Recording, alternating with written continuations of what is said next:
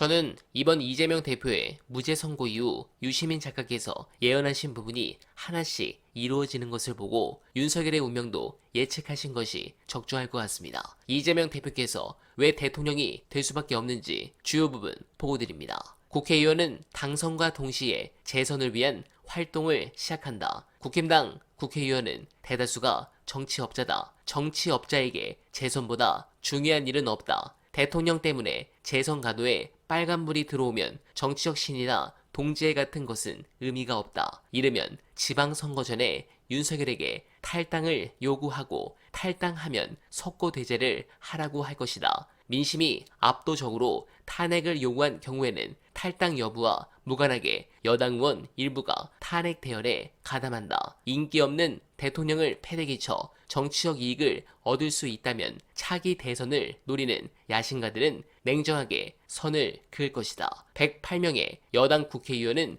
윤석열을 지켜주지 않는다. 높은 국정수행 지지율만이 그를 보호할 수 있다. 국민이 좋아해야 임기를 무사히 마치고 퇴임 후 안전을 누릴 수 있다. 지금까지 한 것처럼 국정을 엉망으로 운영해 국민 경제를 위기에 몰아넣고 국가 권력을 사유화해 본인과 가족의 범죄 수사를 막고 검찰을 시켜 야당과 언론을 공격하고 국익을 해치면서 미국과 일본에 굴종한다면 국정수행 지지율은 결코 오르지 않는다. 탄핵을 당해 중도에 물러나든 임기를 채우고 퇴임하든 윤석열은 권력을 놓는 즉시 검사로서 검찰총장으로서 대통령으로서 저지른 범죄 행위를 추궁당한다.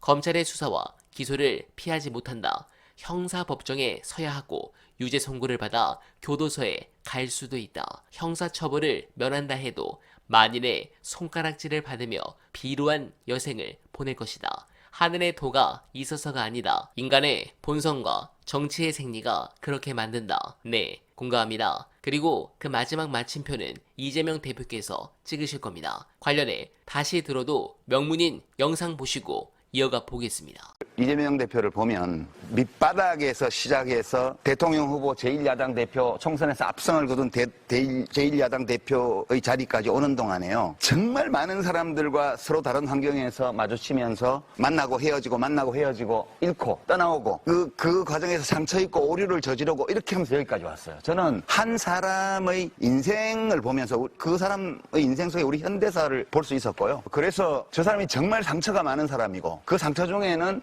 본인의 책임이라고 비난해도 될 만한 상처들도 있다고 저는 봐요. 그럼에도 불구하고 그러한 어지럽고 어떻게 보면 지저분하고 굉장히 수치스러울 수도 있는 그런 것들을 몸에 붙인 채로 여기까지 와서 이렇게 밀고 가고 있는 이 모습이요. 너무 좋아요. 그게 취향이에요.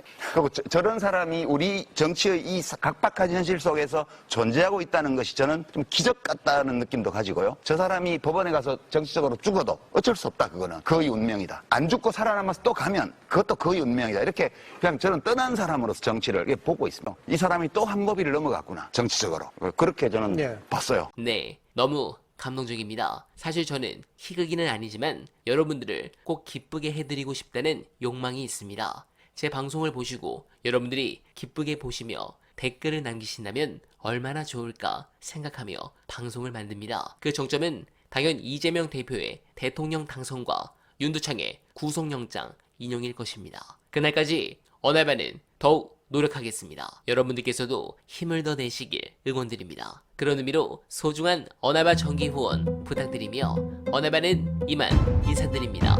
여러분 고맙습니다.